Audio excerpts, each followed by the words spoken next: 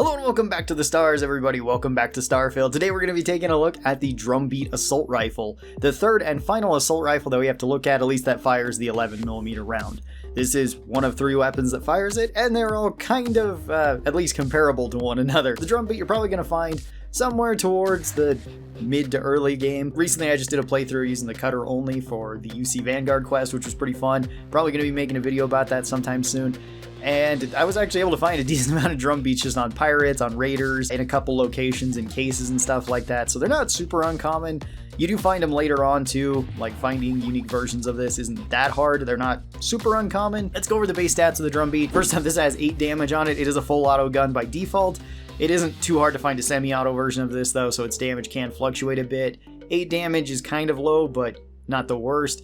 Then it fires the 11mm round. It's just this, the Tombstone, and the AA-99, so it only has those other weapons in competition with it, at least in terms of ammo. This one holds 60 rounds by default. It has a big drum mag, which is pretty cool, so you at least have a lot of bullets to be firing at things by default. This has a 160 rate of fire, so a very high rate of fire. Doesn't have too much recoil either when you're firing this.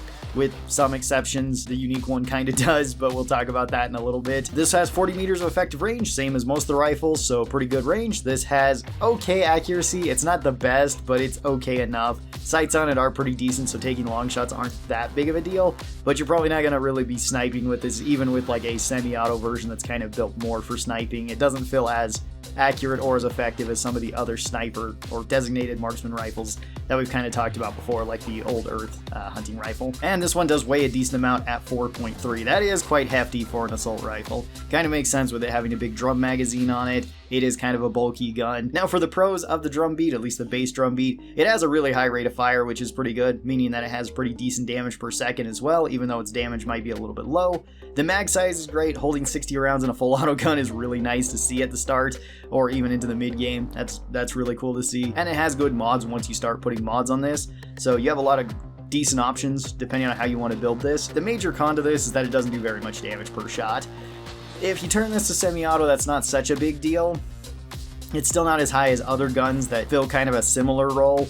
Mainly something like the Beowulf is going to feel quite a bit better than the Drumbeat in that role. So you might want to keep this full auto, even though I would say like the strongest version of this would be semi-auto. It's just it depends on what you're going for. On my rifle tier list, I put the Drumbeat into B tier, and I would probably keep it there. It's a decent gun overall. It's nothing so spectacular, but it is above average, and they're pretty common to find. It's not hard to find like unique versions of this, so the regular Drumbeat, pretty decent. Let's talk about a modded version and what I would recommend. Again, you can keep this full auto if you want. The full auto and the semi-auto between this weapon don't actually seem to give you that much damage. I still decided to go with a semi-auto, but if you want to have a full auto spray machine, then the Drumbeat is probably one of the better options that fires the 11mm out of this. I would say it's at least on par with the AA-99, maybe a bit better than the Tombstone, since the Tombstone is kind of limited by the mag size. So very first up, we've got a laser. This actually doesn't have any barrels to it, which is a little bit interesting. For a laser, you can either go with the regular laser sight or the recon laser. Recon laser is the better of the two. You might as well just pick that one, assuming that you have all the things to actually make it and the levels to make it. If not, laser sight is fine, and if you don't have either, you're not missing out on a whole lot. It's just a little bit of a bonus to the weapon.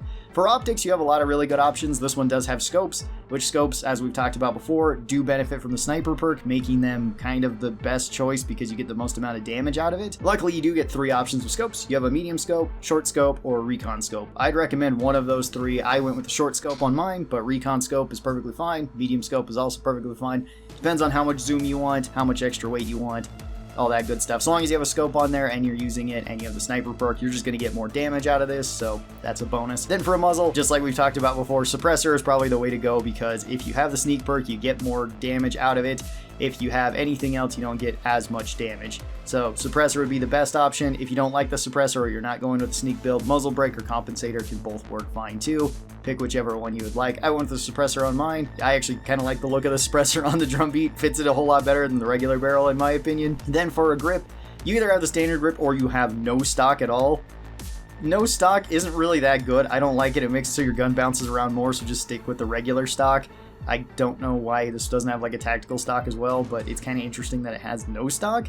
Then for a magazine, you actually have quite a few options, and I'd recommend a couple of them. The drum magazine on it by default is actually not that bad, so if you want to keep that on there and just have the 60 rounds, it's pretty decent. Other than that, I'd recommend armor-piercing rounds, explosive rounds, or a small or medium magazine. You could also potentially go with the white hot rounds. They're all actually pretty good for this weapon. Armor-piercing rounds is generally just a straight upgrade to the weapon. Makes it so you do more consistent damage towards humans. That's really cool. The medium and small magazine do take your overall weight down, but they also take your magazine size down.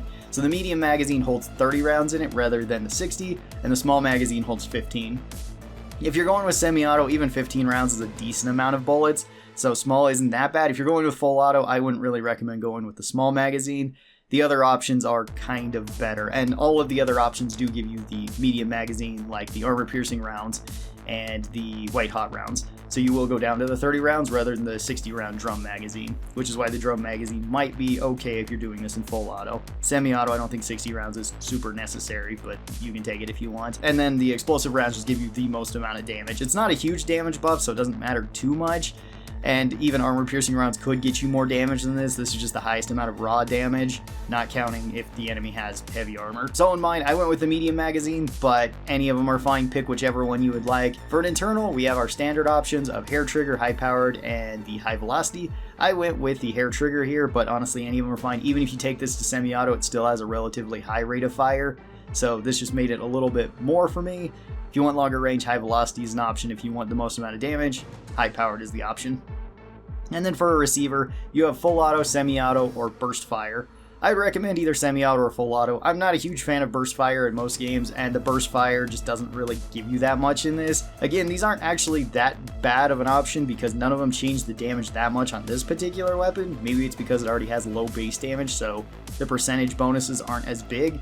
Semi-auto would probably still be the strongest way to go with this, and that's what I went with mine. And with all these options put onto the Drumbeat, I would move it up a tier from B tier up to A tier. It's a solid enough weapon.